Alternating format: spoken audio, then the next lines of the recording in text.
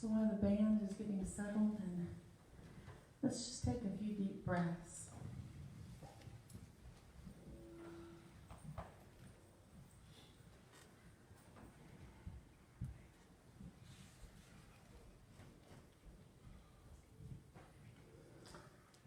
Friday, well, this week, we lost one of our congregants. And Friday we had a celebration of life service for Dave LUT. So today, I just want y'all to sit quietly with that. Think of the people that we've loved, that we've come in contact with in our lifetime, and honor them all today with a couple moments of silence. So take a deep breath into that. You might think of your mother, your father, a teacher, someone who taught you something. And let's just take a deep breath and breathe in and out on that. And honor those that have gone before us in silence.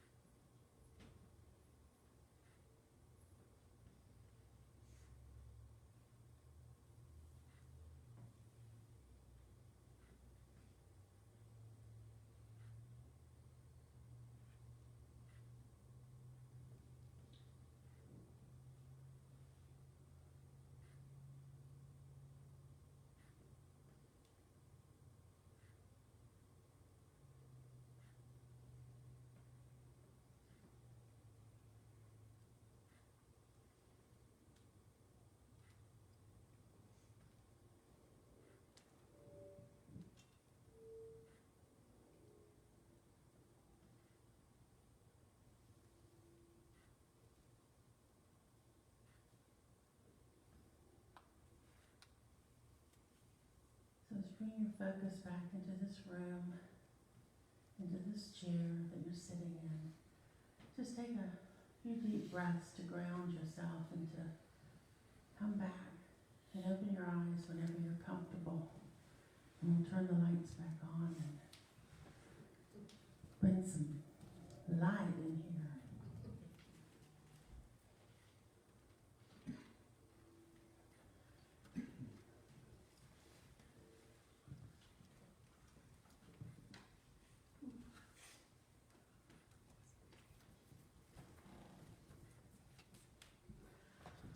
Good morning.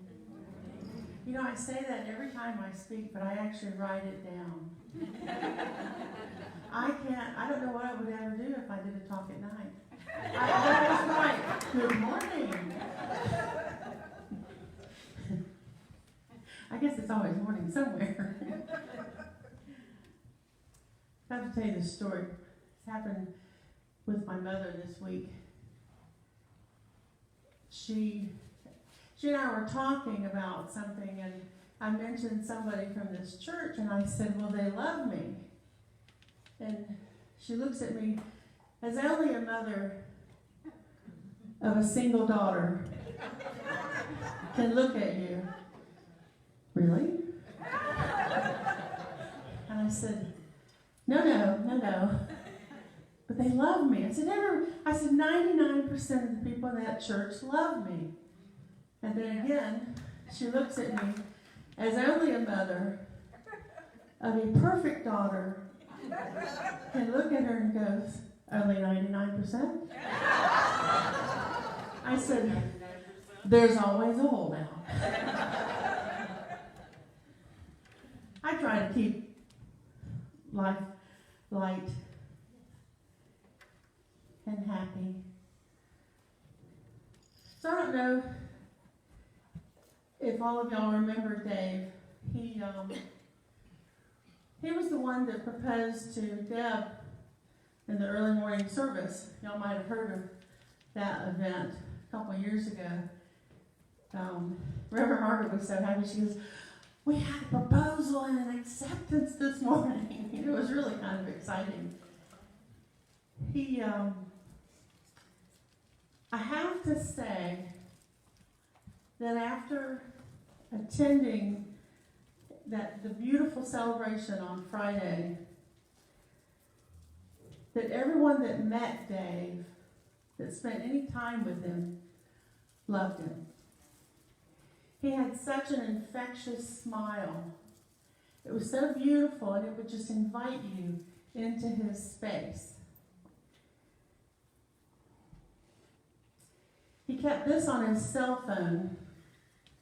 My purpose is to be love, to be joy, to be kindness.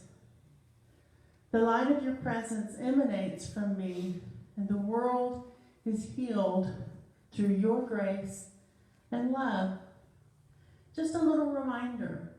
I don't know about you, but I have little reminders like that sometimes in my car, on my computer, somewhere that some people have them, in the bathroom window or mirror. Not the window. That might get a little weird.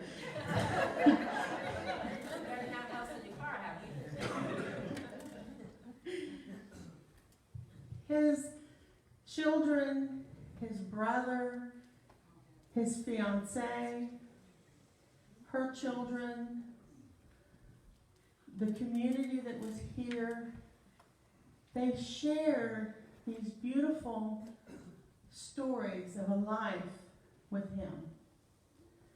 Memories that they'll cherish forever. And after being here, I'm going to cherish them. I mean, there were such wonderful, beautiful stories. There was not a dry eye.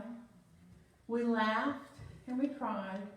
That's why there's only one box of Kleenex left this morning up here. He was loving, sentimental, giving, caring, kind, tenacious, optimistic, lover of life, and lover of everyone who he came in contact. He was a fighter. He fought for everyone, for human rights, for equality to all, everyone, no exceptions. Someone said, I think it was his brother, but don't hold me to that, but in his talk he says, I've always wanted to be more like Dave.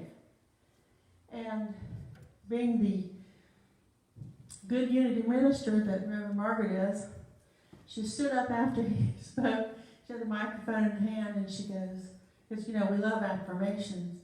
She goes, let's say that together. We're going to be more like Dave. And we did, and we laughed, but there was something to that. To be kind, to be more joyful, to be more loving. That's a nice thing to aspire to work toward. We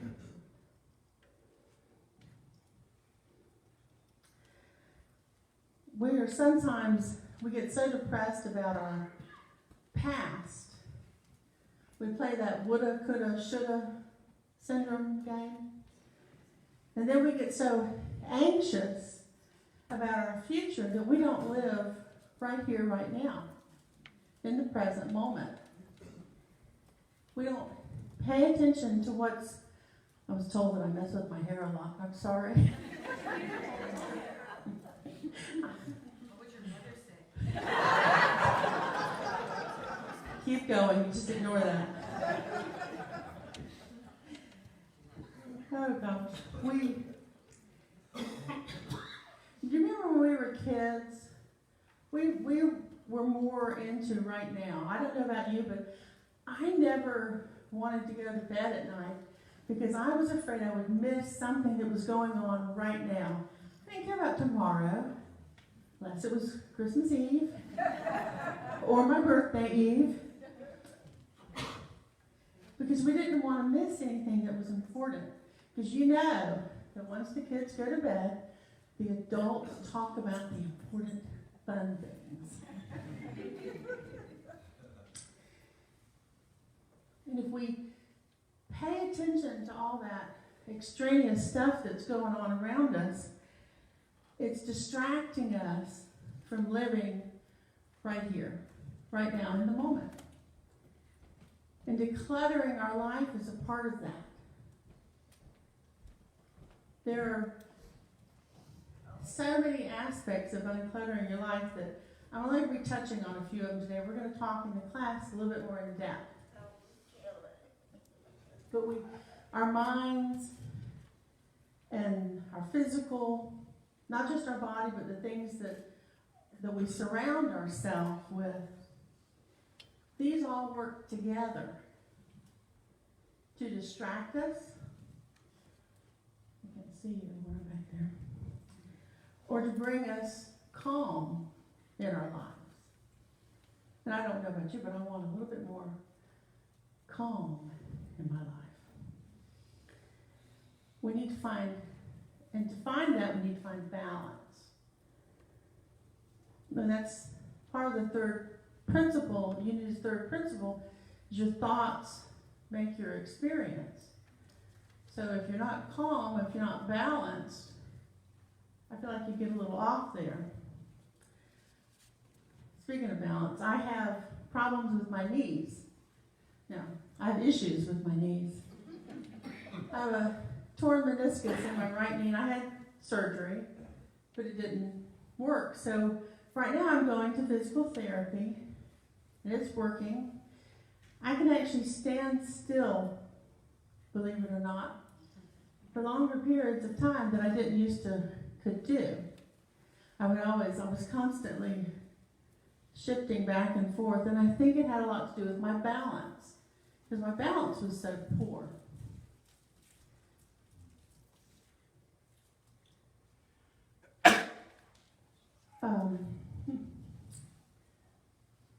So that's taught me that I can be more calm if I have more balance in everything, not just in my physical, because it's actually calmed me down a little bit, that I'm not constantly worrying about falling over or tripping or being able to stand or walk for long periods of times.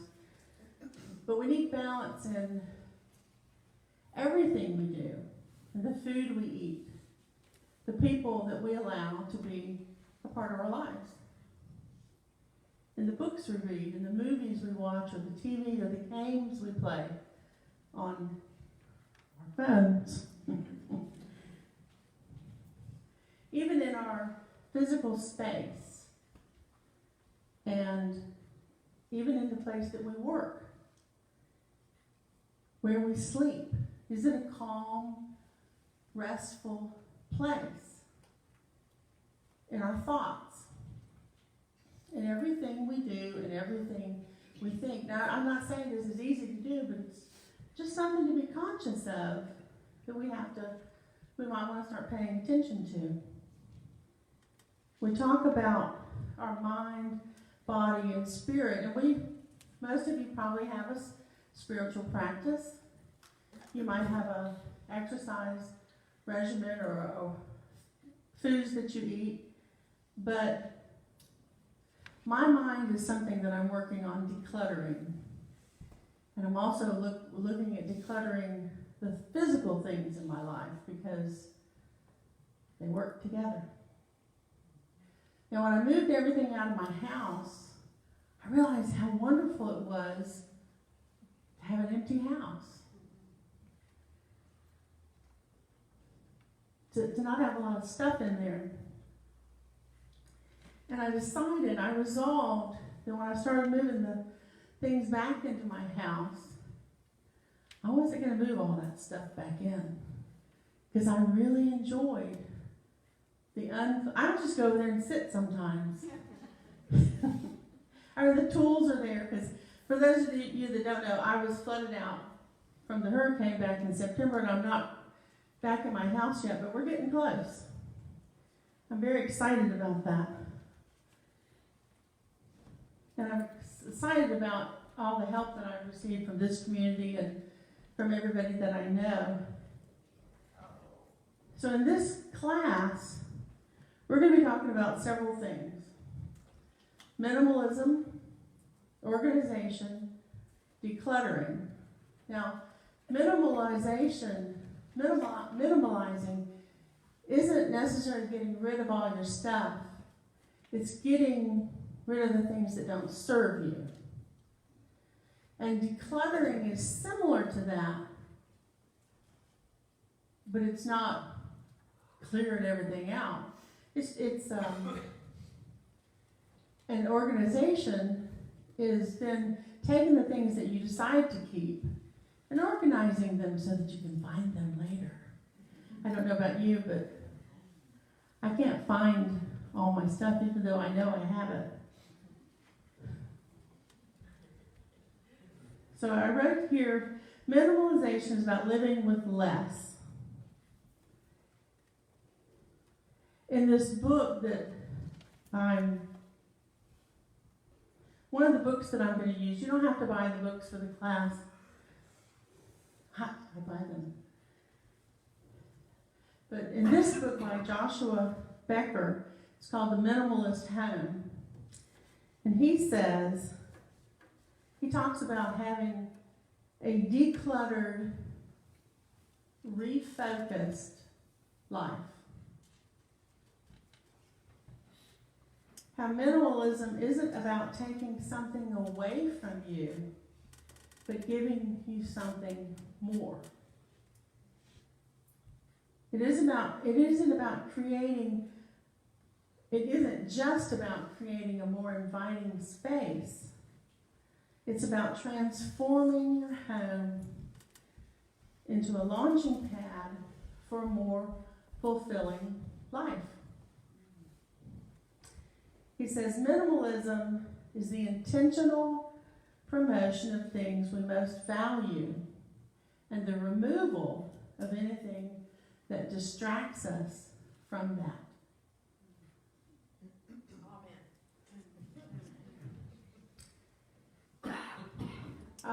I think it was this book or another one. He said, the thing about organization, if you go ahead and declutter, you won't have as much to organize. And I really like that because I cannot tell you the times, I'm a big organizer. I can't tell you the times I would say, I can't find anything, I've got to organize my stuff. And I would get in the garage and it would just be so overwhelming, I would not get anything done. Well, I would, but you couldn't tell that I got anything done.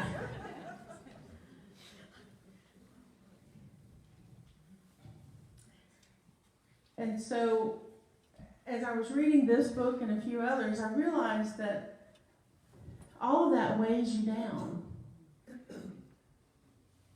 And I certainly don't feel like cleaning out the garage or even doing anything else because it just kind of puts me, not a clinical depression, but it just depresses me, okay? We seem to spend a lot of time doing things that don't build us up. Mindlessly doing things. And I've caught myself, I said this earlier, engrossed in a game on my phone and not even realize later how long I've been playing it. I try not to do that anymore.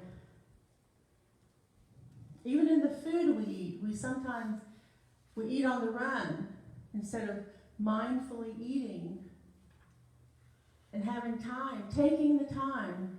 Stop playing the game. Take the time to get your food and eat it properly at a table maybe instead of in front of the TV where lots of people like me mindlessly eat sometimes.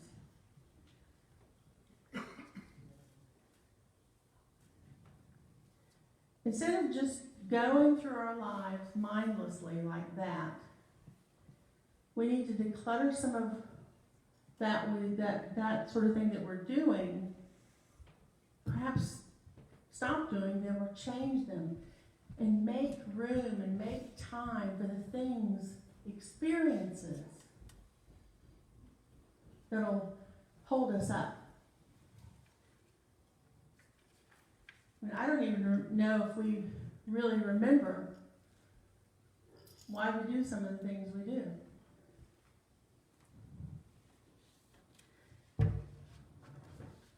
The best thing that happened to me was this flood. I can honestly say that. Because it made me realize I've been living out of a suitcase since September. And it made me realize I don't need all that stuff. And it made me realize what I miss. Okay? 10 years from now, make sure that you can say you chose your life, you didn't settle for it.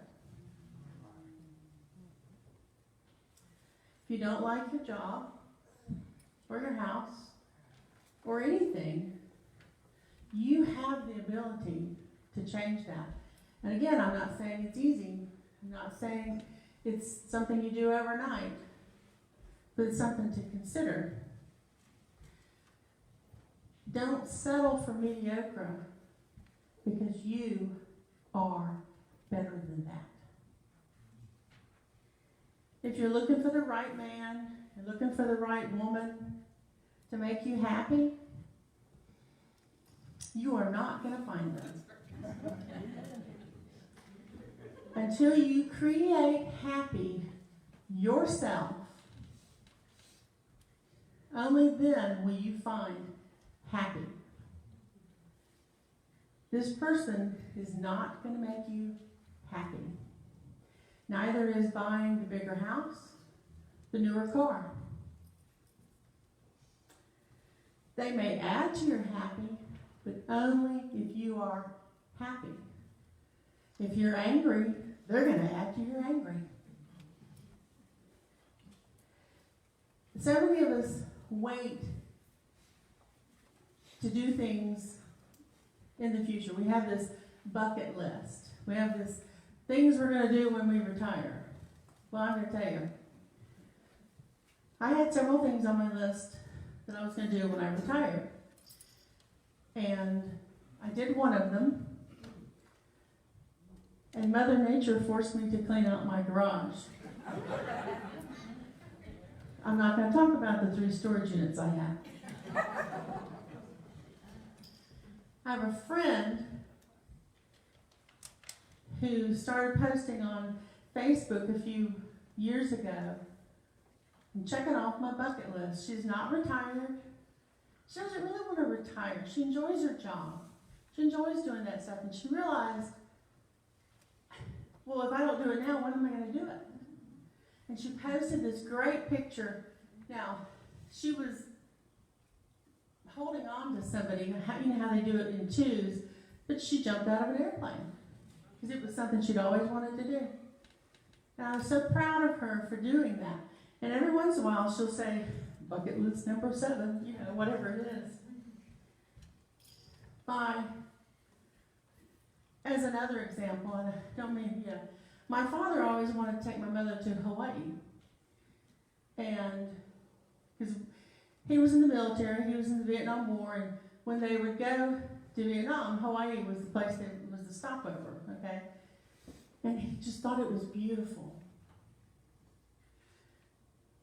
So he was in the process of retiring for the second time, because he retired from the military at 37. And at 50, he was in the process of retiring again when he died. He never took my mother to Hawaii. My mother has still never been to Hawaii because she said, I don't want to go without him. Because it was his thing, you know. But still, Stop living in the future because it might not ever come. Live today. Do the things that you want to do today. And by decluttering your life and getting rid of all those distractions, one of the things that keeps coming up when I've been reading books about this is make experiences. Fill your life with experiences instead of buying another, I like flamingos, buying another flamingo, you know?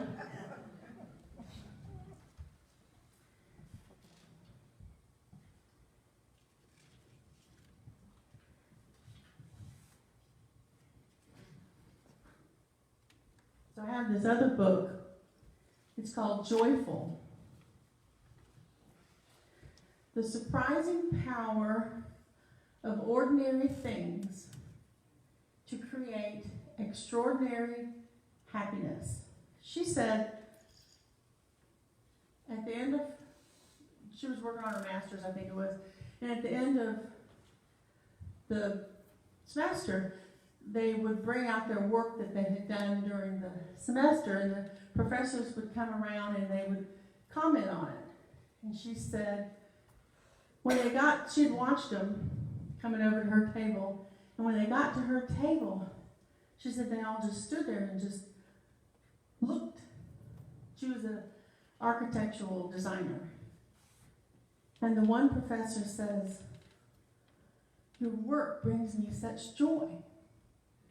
She says, "I about fell over, because they were silent for so long. I'm thinking, what are they going to say?" And that led her into 20 years of researching joy. What is joy? How do we get joy in our life? And she found that she's the one that talked about the rainbow, about seeing the rainbow and just seeing all the joy on people's faces. She said that sometimes it was something as simple as a balloon floating in the sky or watching a hummingbird. And she broke things down into the 10 aesthetics of joy. Energy, play, magic, abundance, freedom, harmony, surprise, transcendence, celebration, and renewal. And I want to talk a little about energy. Changing the energy in your environment and in your home space. Even the people you talk to, the people you spend your time with. You can change all that. I'm going to read something. This man, he was the mayor of this town in Albania. His name was Edi Rama. It's just easier just to read it. In the late fall of 2000, a crew of painters covered a historic building in Tirana, Albania, with vibrant orange paint. Imagine walking down Myrtle Beach and looking at them painting City Hall orange. A shade between tangerine and tang. It swallowed up the old facade, spreading over stone and cement indiscriminately, sparing only the windows. Excuse me. The painting began in the morning, and by midday, a crowd of onlookers had massed, gasping and gaping at the vision. Traffic came to a halt. Bewildered, some spectators shouted, while others burst out laughing, shocked to see such a bold color amid the gray.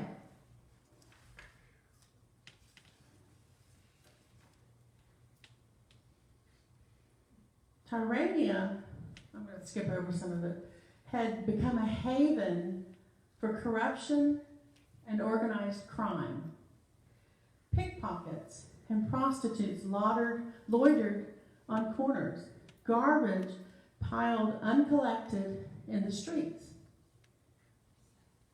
The painted buildings were an act of desperation by a mayor faced with an empty treasury and a demoralized populace. He was an artist by training. He sketched the first designs themselves, choosing vibrant hues and gaudy patterns that disrupted the bleakness of the urban landscape. At first, the reactions were mixed. Some citizens were horrified, some curious, some delighted. But then strange things began to happen. People stopped littering the streets. They started to pay their taxes. They started to take down those metal bars from their windows. They started to sit in the cafes outside. Things changed. They started talking of raising their children here in this city. Nothing had changed but the surface.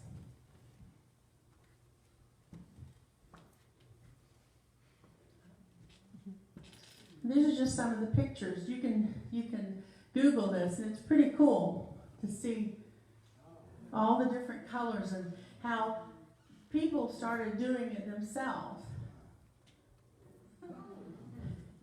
I thought it was pretty cool. Change your life. You can change the things that are going on around you, and these will change your life. Remember what Dave said on his cell phone. I want to be joy. I want to be love. I want to be kind. We can all do that. You are probably already doing it. Let's do it more. I was thinking that I want to be more like Dave, and then I thought, no, I want to be more like Lesta. I want to be more of what I was brought here to be.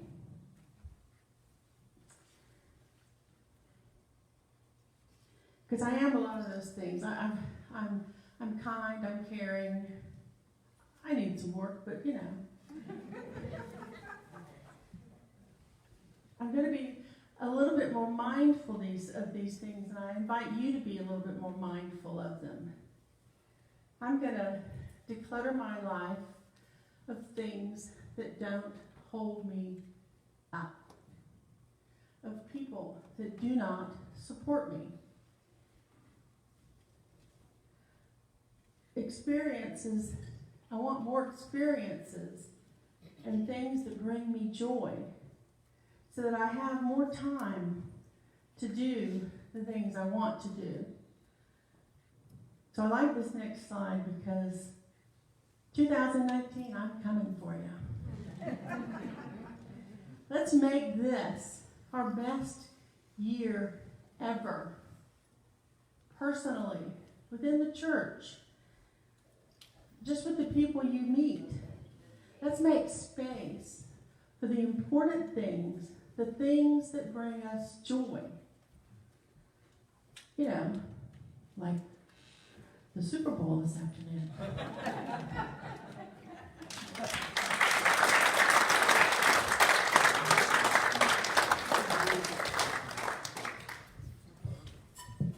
I get it. I want to be more like Lesta. Thank you, Lesta. To be more loving and to have more joy and to be kinder. You know, it is, I read something the other day and I was amazed to think of this. And it said that truth is the truth of that when you give, you receive. And that is truth. So it is very rightful and good and a natural response after receiving that we give. And when we give, we make space for receiving. And you, Unity of Myrtle Beach, I wish you much giving and much receiving. Would the ushers please come forward to receive God's tithes and our offerings? And let the people say together, divine love as us, blesses and multiplies all that we are, all that we have, all that we give, all that we receive. We give in love